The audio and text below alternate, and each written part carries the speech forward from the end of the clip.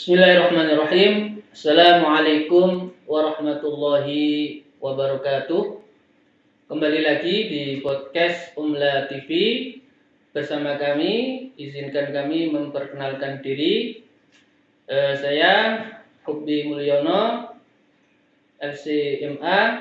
Marhaban Ramadan. Semoga semuanya tetap semangat di bulan suci yang penuh dengan berkah ini. Adapun untuk tema yang akan kami sampaikan yaitu berkutat tentang keutamaan bulan suci Ramadan. Yang akan menyampaikan materi tentang keutamaan bulan suci Ramadan. Sebelumnya kami jelaskan alhamdulillah Rabbil alamin, wassalatu wassalam ala asyrafil anbiya'i wal mursalin wa ala alihi wa sahbihi ajma'in, amma ba'du.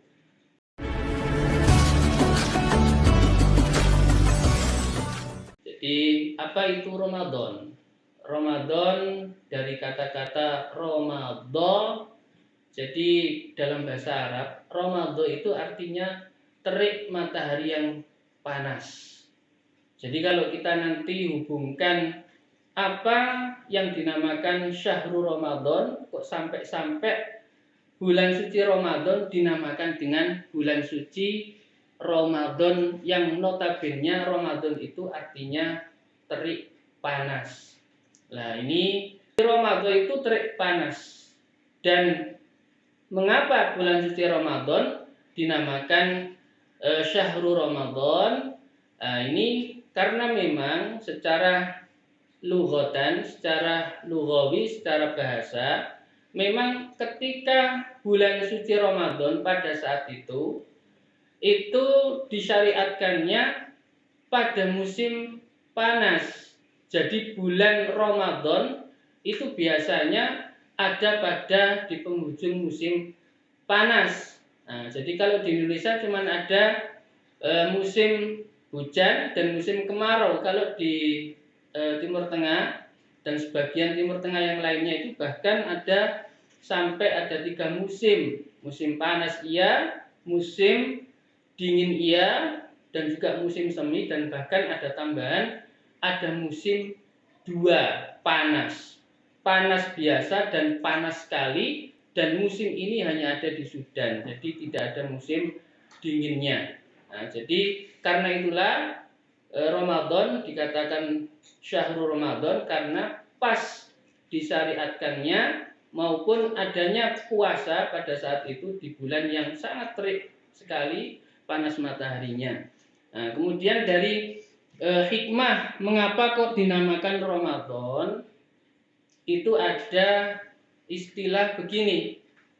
Kita yang penuh dengan dosa selama 11 bulan itu dalam syariat agama Islam kita diperintahkan untuk berpuasa itu dengan harapan supaya apa? Supaya dosa-dosa kita ini dilebur dengan adanya terik matahari yang panas. Bagaimana melebur besi-besi yang akhirnya dari besi yang berkarat itu nanti akan terpisah antara karat dengan besi yang murni. Nah, dari situ dengan adanya bulan suci Ramadan diharapkan semua dosa-dosa daripada kaum muslimin yang menunaikan puasa Ramadan nantinya dosanya akan melebur seiring dengan amalan-amalan yang lain selain berpuasa, yaitu menahan diri dari hawa nafsu, baik itu makan, minum, dan seterusnya, dan juga nanti diimbangi dengan ibadah-ibadah yang lainnya berupa kebajikan-kebajikan, antara lain yaitu sedekah, kemudian menebarkan kebaikan kepada sesama muslim maupun umat manusia secara umumnya. Kemudian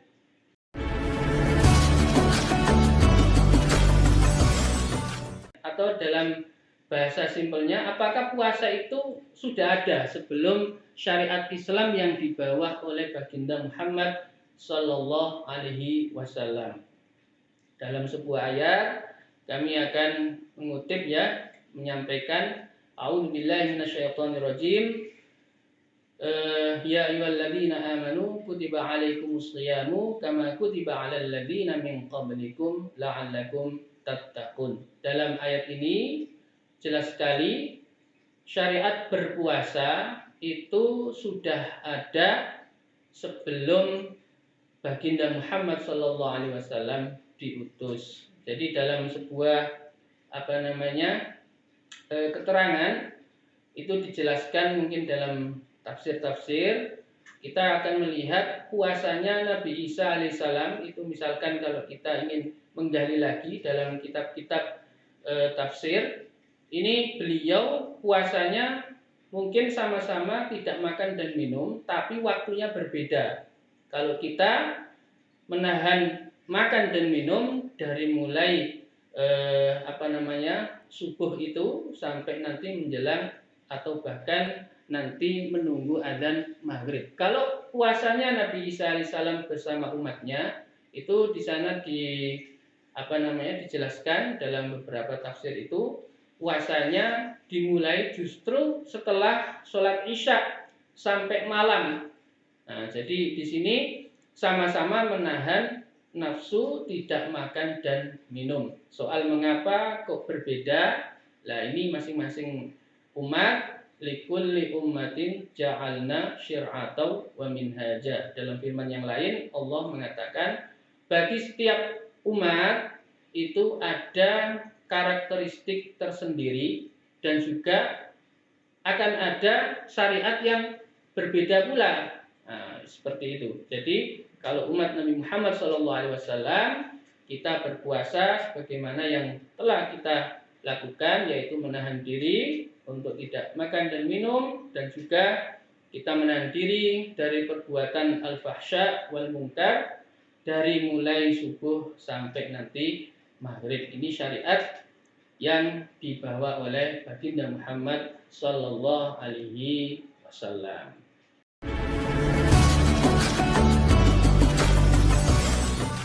Nah, itu ketika menyambut bulan suci Ramadan. Lah ini ya kebetulan kami dilempar ke Mesir ya setelah lulus dari pondok.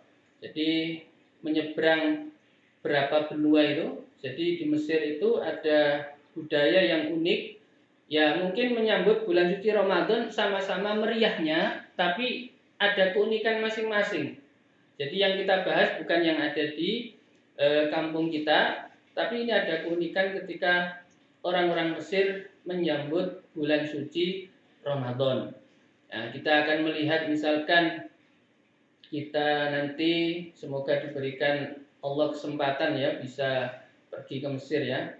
Terutama ketika bulan suci Ramadan ini sangat unik sekali. Bahkan kami yang sudah pulang ke Indonesia ini tetap terbayang-bayang ketika musim Ramadan. Ya karena keunikan yang akan kami sampaikan. Jadi yang pertama, menjelang bulan suci Ramadan ini layaknya ada prosesi resepsi. Jadi kalau kita di Indonesia akan melihat orang yang mau nikah itu ada plong-plong terop gitu kan. Nah, itu yang akan dipasang di depan rumahnya, ada yang sampai 4 plong, 5 plong tergantung luas halamannya. Nah, kalau saya nggak banyak pikir, jadi sepanjang jalan raya semampu saya bisa ya tak kasih plong aja. Nah itu tinggal izin ke polisi, ternyata tidak diizinkan, jadi cukup 3 plong saja kalau saya. Jadi di situ ada budaya yang unik, masing-masing daripada orang Mesir. Ya ini terutama melihat kekuatan iman ya, bukan dari kekuatan materi. Karena apa? Kami pernah menjumpai tetangga kami yang notabene itu hanya seorang guru dan tukang servis, itu setiap tahunnya itu memberikan pelayanan sebagaimana yang telah kami ceritakan. Di depan rumahnya ada plong-plong seperti orang yang mau nikahan begitu. Ternyata di situ diberikan kursi yang tujuannya nanti dia akan melayani orang yang berbuka puasa. Dan ini tidak kemudian orangnya memang kaya, enggak. Jadi mereka ini selama 11 bulan sudah mempersiapkan. materi nanti saya bulan suci Ramadan akan memberikan makan kepada orang-orang yang berpuasa. Tentunya ini karena semangat mengerti dan memahami apa itu keutamaan di bulan suci Ramadan. Sebagaimana sabda Rasul Shallallahu Alaihi Wasallam, yang mana bulan suci Ramadan ketika kita memberikan sedekah, terutama memberikan makan orang untuk berbuka puasa, meskipun hanya 3 biji kurma. Kalau kita mungkin 3 biji kurma masih belum cukup ya, harus ada onde-onde, mungkin harus ada gorengan ya. Yaitu tergantung budaya, kembali lagi kepada budaya masing-masing. Intinya melepas ketika kita berbuka, kemudian kita punya apa, kemudian kita tawarkan. Lah ini Baginda Muhammad SAW menjelaskan Allah akan mengganjar pahala sedekah kita itu senilai orang yang berpuasa sebanyak yang kita beri. Satu orang berarti ya puasa yang kita dapatkan, selain kita puasa sendiri, kita dapat pahala dari orang yang kita berikan untuk berbuka. Kalau kita memberikan 10 orang berarti kita memiliki 10 pahala ditambah pahala kita berpuasa, jadi 11 dan seterusnya. Nah, jadi orang-orang Mesir di sana banyak sekali yang mendirikan plong-plong terop itu untuk menyediakan berbuka puasa. Jadi sampai hari ini saya belum menemukan ya di di kampung-kampung kita. Mungkin ada di masjid-masjid. Nah, itu pun berbagai macam cara ya untuk memberikan pelayanan kepada jamaahnya.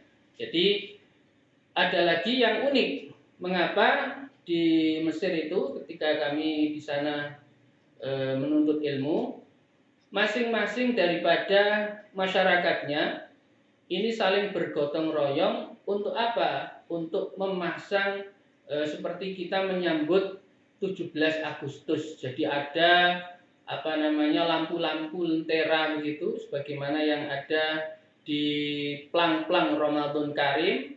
Jadi itu ada sejarahnya. Mengapa kok Ramadan Karim itu identik dengan gambar lentera?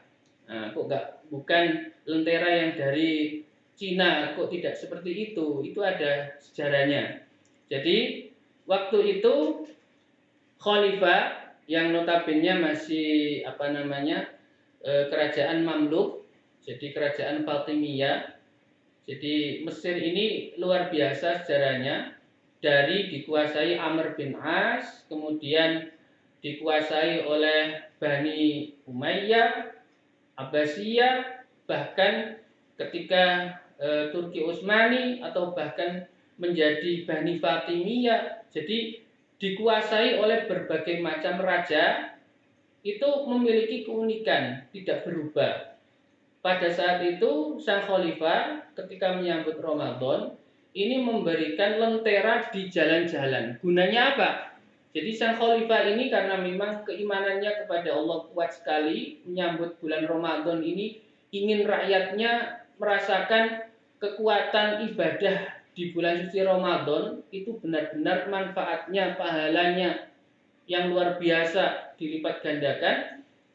Beliau ingin semua baik rakyat maupun bangsawan yang ada di pemerintahannya itu ingin menyambut bulan suci Ramadan, akhirnya ingin mempermudah rakyatnya itu untuk pergi ke masjid. Tidak seperti sekarang, mungkin di kampung-kampung sudah ada plang-plang lampu. Nah, kalau zaman dahulu atau bahkan masa kecil kita, ya di kampung itu masih jarang sekali lampu. Bahkan seringkali ketika kita mau ke musola, ke masjid itu kan masih ada banyak ular gitu kan. Nah, terutama kodok itu sering. Jadi meloncat-meloncat begitu. Kalau kita yang pria itu ingin menggoda teman kita yang putri, biasanya kalau ada kodok itu pas kita mau ke musola atau ke surau itu biasanya sering dicandain dengan adanya kodok yang loncat-loncat. Itu zaman dulu. Jadi sang khalifah ini memberikan lentera di jalan-jalan yang manfaatnya untuk apa? Selain untuk menyambut rakyatnya supaya mudah berjalan ke surau, ke masjid, itu pun ingin menandakan bulan suci Ramadan itu pantas untuk dirayakan. Jadi berbalik dengan kita, yang dirayakan itu adalah malam takbirannya. Nah ini yang berbalik. Justru malam takbiran itu tidak ada hafalnya, tidak ada perayaannya. Karena apa? Apa yang perlu diperayakan lagi, wong kita sudah menyambut bulan suci Ramadan. Kemudian setelah itu kita mengaplikasikan dari tarbiyah selama sebulan di bulan suci Ramadan. Jadi akhirnya dari tradisi itu akhirnya sampai sekarang kita melihat banyak pelang-pelang, logo-logo Ramadan Karim diisi dengan lentera-lentera yang mana kurang lebih kisahnya seperti yang telah kami sebutkan. Ini menurut orang-orang yang ada di Mesir.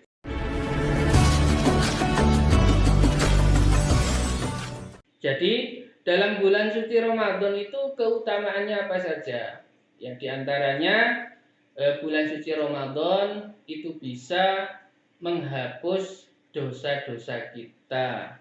Dalam hadis Baginda Muhammad sallallahu alaihi wasallam ini pernah menyampaikan, atakum syahru Ramadan, syahrun mubarak, farada alaikum siyamahu, fihi tuftahu abwabul jannah wa fihi tughlaqu abwabul jahim wa tughallu maradatus syayatin. Nah, itu jadi ada beberapa hal yang disampaikan oleh Rasul sallallahu alaihi wasallam yang antara lain bulan suci Ramadan itu mengandung keberkahan.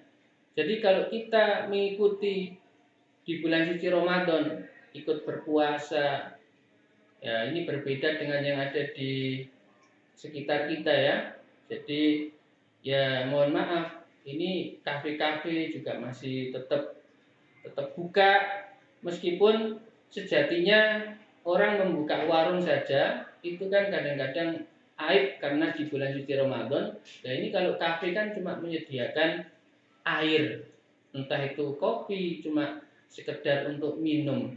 Nah ini tidak berpengaruh dengan ketika orang membuka warung. Kalau warung itu kan menyediakan makanan dan yang membeli mungkin bisa musafir.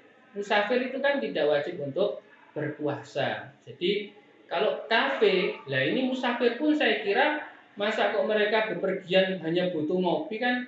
Saya kira kan tidak. Masa kok butuh es jus kemudian pergi lagi, mereka kan butuh makan. Jadi kalau menurut saya jadi kurang etis begitu ketika pada bulan suci Ramadan kafe-kafe itu masih tetap eksis. Boleh eksis tapi tidak menyediakan minum, mungkin menyediakan wifi yang 2 kali lipat istilahnya begitu. Kemudian setelah menjelang berbuka, bolehlah ini saya masukkan untuk teman-teman yang punya usaha ya, usaha kafe ya, kita saling mengisi kekurangan, tidak kemudian membantai satu sama lain ya. Boleh ketika menjelang berbuka di sana menyediakan gorengan, kemudian ada es degan yang notabene orang berbuka itu kan ingin yang ringan-ringan dan yang seger kan. Nah, ini akhirnya apa? Ketika mengikuti syariat Allah Ta'ala, mungkin dari hasil yang kelihatan tidak seberapa, kita akan mendapatkan berkahnya. Ini maksud daripada Ramadan Syahrul Mubarak. Kemudian yang kedua, fihi tuftahu abwabul jannah. Jadi pada bulan suci Ramadan Allah itu sudah membuka lebar-lebar pintu-pintu surga. Nah, di situ kalimatnya jamak, abwabul jannah, berarti pintu-pintu surga itu bukan hanya kita akan mendapatkan pahala puasa saja. Boleh jadi kita menuntun orang untuk untuk belajar, atau kita mengajari orang mengaji, atau kita mengajari, kalau kita seorang pendidik dengan sungguh-sungguh kemudian ilmunya nanti bermanfaat, itu juga termasuk sarana kebaikan. Jadi pintu surganya pun nanti akan bermacam-macam. Boleh jadi masuk surganya dengan mendidik anaknya, mendidik anak didiknya, baik itu di kelas TK, kemudian SD, kemudian SMP, SMA maupun kuliah dan seterusnya. Kemudian hadirin wal hadirat, yang berikutnya, wa fihi tughlaqu abwabul jahim, dan secara otomatis Allah itu menutup yang namanya pintu neraka. Artinya begini, kita lihat di lingkungan kita, nggak jauh-jauh, nggak usah ke Surabaya maupun ke Gresik ya. Kita lihat di kampung kita masing-masing saja. Yang namanya kemungkaran itu tetap ada.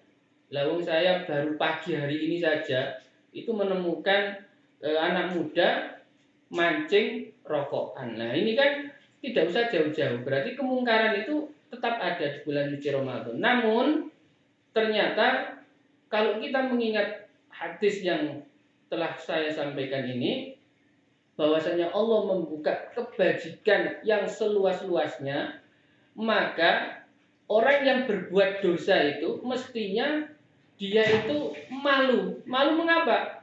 Allah itu sudah menyediakan surga yang lebar, dari pintu manapun kita bisa berbuat kebajikan, malah dia melanggar syariat Allah Ta'ala. Maka ini akan merugikan dan membuat penyesalan nanti di hari kiamat kelak. Akhirnya dari sini orang yang menggunakan akalnya tidak akan mau untuk apa? Untuk tidak melaksanakan perintah puasa. Artinya tidak akan melanggar untuk tidak berpuasa dan segala macam. Kemudian wa tughallu fihi maradatus syayatin, artinya Allah itu pada bulan suci Ramadan itu membatasi gerak daripada setan-setan. Jadi kita ini kalau masih ada yang berbuat kemungkaran, ya jangan dululah menyalahkan setan-setan itu, karena dalam hadis Allah itu membatasi geraknya. Karena apa? Kita ingat orang yang berpuasa itu asupan makanannya akan terhenti loh, dari menjelang sahur sampai sahur, kemudian dia akan berhenti untuk makan dan minum ketika subuh. Maka kita lihat hadis dari Rasul Shallallahu Alaihi Wasallam bahwasanya aktivitas syaitan itu digambarkan oleh Rasul Shallallahu Alaihi Wasallam yajri kama yajri dam. Artinya apa? Syaitan itu ketika beraktivitas di tubuh manusia itu, selama kita asupannya yang kita makan banyak, maka di situ aliran darah ini termasuk syaitan juga akan berjalan sebagaimana aliran darah kita itu. Maka setan akan leluasa. Lah ketika kita bulan suci Ramadan ini asupannya berkurang, maka secara otomatis gambaran daripada setan terbelenggu. Ini kami yang memiliki satu pengertian ya, boleh nanti setuju atau tidak. Maka dari sini secara otomatis selain Allah secara hakikat membelenggu setan, boleh jadi juga setan itu memang akan ada batasan karena asupan kita tidak maksimal sebagaimana ketika tidak berpuasa, sehingga setan tidak leluasa untuk menggoda kita, karena ya jari kama ya jari dam. Jadi setan itu mengalir di tubuh manusia, kemudian menggoda manusia itu sebagaimana aliran darah yang mengalir di tubuh kita. Kemudian jamaah podcast Umla TV yang dimuliakan oleh Allah Ta'ala, untuk keutamaan yang selanjutnya itu adalah bagaimana bulan suci Ramadan ini merupakan bulan Al-Quran. Nah ini sering sekali disampaikan ya, banyak sekali yang memeriahkan bulan suci Ramadan dengan aktivitas membaca Al-Quran, tadarus dan segala macam. Dari mulai membaca Quran, tilawatul Quran, ini artinya kita sendiri yang membaca.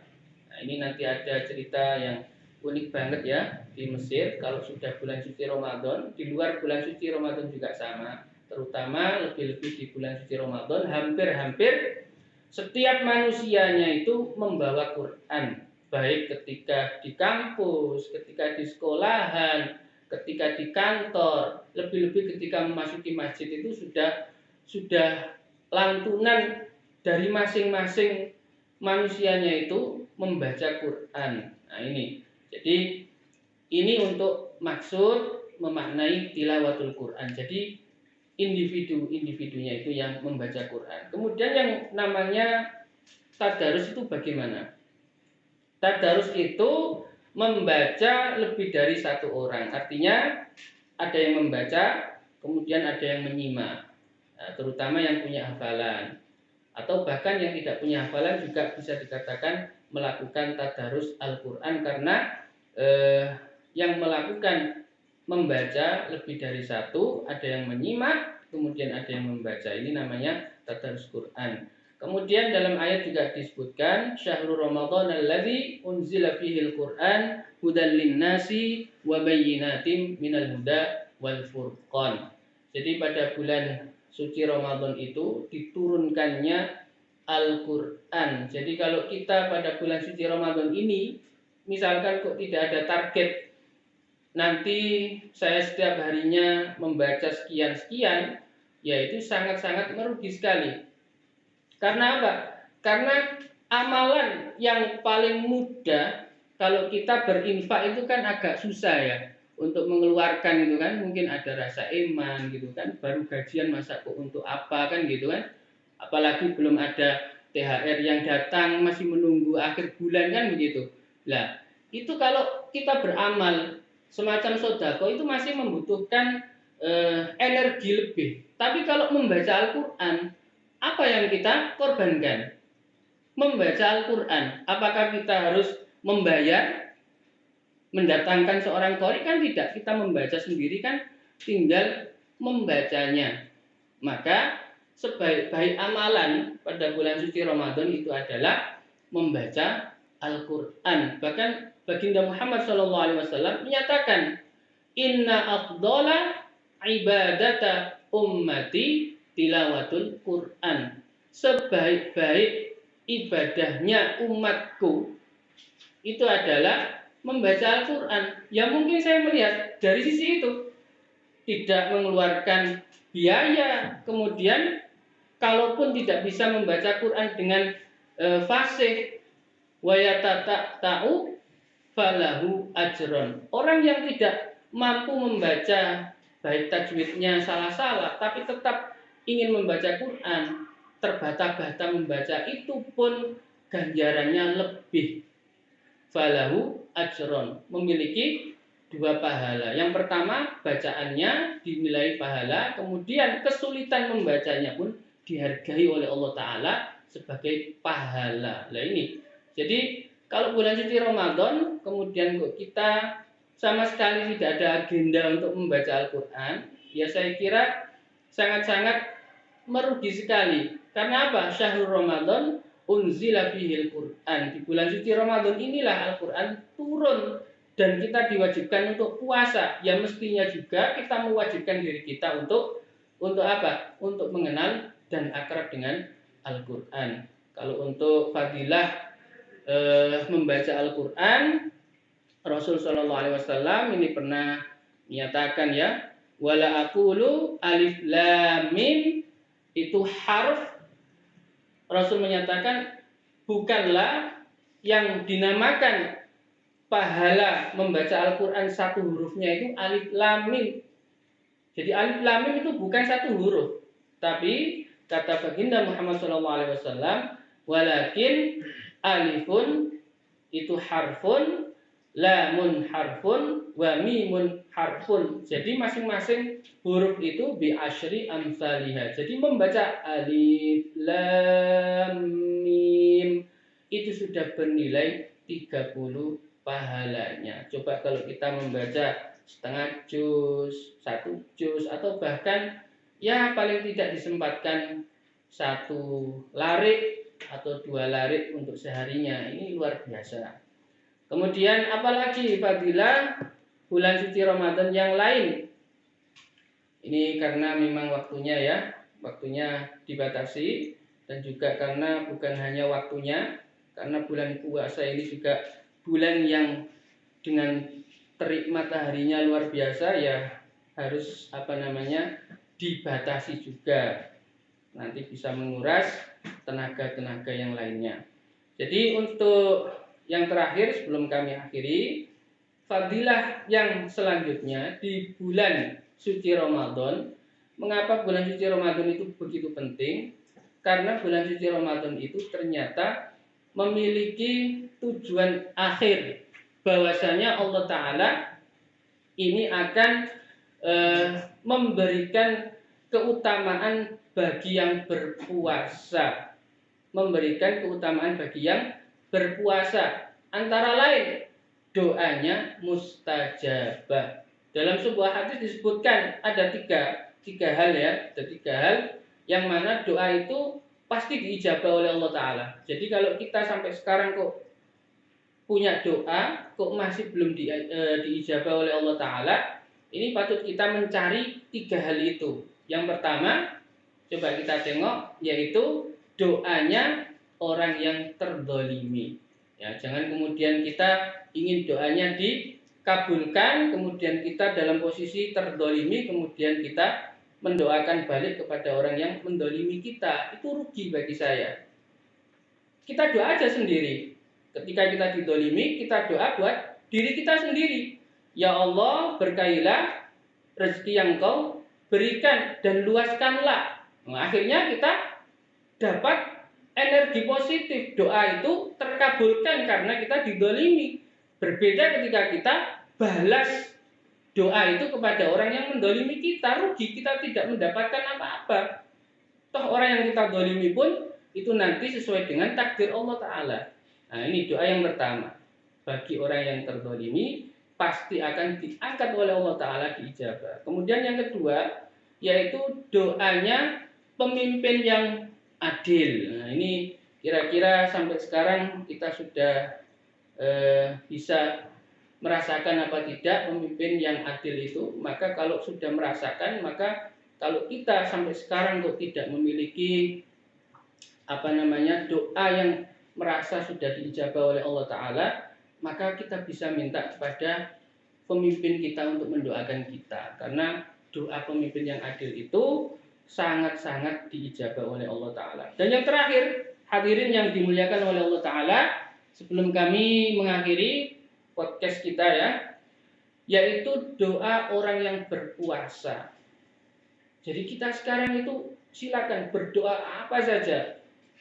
Bagi yang belum punya jodoh ya, silakan berdoa, ya Allah dekatkanlah jodohku, kemudian berikanlah taufik dan hidayah dan lancarkanlah. Ini untuk yang ingin mencari jodoh. Kemudian bagi yang terlilit hutang misalkan, ya ini termasuk saya juga ya. Nah, ini termasuk dari doa saya setiap hari ini.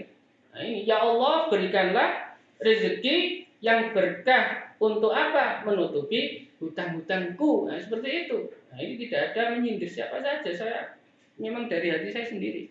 Kemudian apa lagi? Doa yang banyak. Jadi Rasul Shallallahu Alaihi Wasallam dalam sebuah hadis yang lain itu pernah menyatakan, A'udzubillahi minasyaitonirrajim, sampai lupa ini. Rasul Shallallahu Alaihi Wasallam dalam sabdanya, dalam artinya ya, ini pernah menyatakan, memerintahkan kita untuk berdoa dan memiliki cita-cita dan harapan sebanyak mungkin. Jadi aksiru fit tamanni fa innahu yas'alu rabbah. Jadi baginda Muhammad sallallahu alaihi wasallam ini pernah menyampaikan, menganjurkan kita untuk memperbanyak harapan. Ya Allah, sampeyan paringi panenku sukses. Ya Allah, sampeyan paringi jabatanku lancar. Ya Allah, sampeyan paringi suamiku, istriku soleh maupun soleha dan segala macam. Ini merupakan harapan, keinginan-keinginan dan cita-cita. Ya Allah, jadikan anak-anakku anak-anak yang membanggakan orang tuanya, kemudian sangat membanggakan kepada agamanya, masyarakatnya, bahkan kepada bangsanya. Ini merupakan doa dan harapan-harapan, dan ini dianjurkan oleh Rasul Shallallahu Alaihi Wasallam untuk diperbanyak, dan waktunya yaitu di bulan suci Ramadan, yang mana insya Allah Allah akan mengabulkan, karena ada 3 doa yang tidak akan ditolak oleh Allah Ta'ala. Di antaranya itu adalah doanya orang yang berpuasa sampai dia berbuka. Kemudian tambahan lagi, ketika orang itu berpuasa, kita ini diampunkan oleh malaikat terhadap dosa-dosa kita. Jadi kita sekarang ini malaikat itu sudah mengampunkan, memintakan ampun kepada Allah terhadap dosa-dosa kita. Ini fadilah-fadilah di bulan suci Ramadan. Maka semoga di bulan suci Ramadan ini kita lebih semangat lagi ya untuk beraktivitas, bukan sebagai alasan karena puasa kemudian kita tidak maksimal, baik maksimal untuk belajar, maksimal untuk bekerja, atau maksimal untuk melayani masyarakat dan juga melayani keluarga dan seterusnya. Justru pada bulan suci Ramadan kita harus semangat, dan silakan diatur bagaimana kita menjaga kesehatannya. Mungkin ini yang bisa kami sampaikan, semoga bermanfaat bagi kami dan bagi audiens semuanya yang ada di luar sana. Aqulu qouli hadza subhanakallahumma wa bihamdika asyhadu an la ilaha illa anta astaghfiruka wa atubu ilaik. Assalamualaikum warahmatullahi wabarakatuh.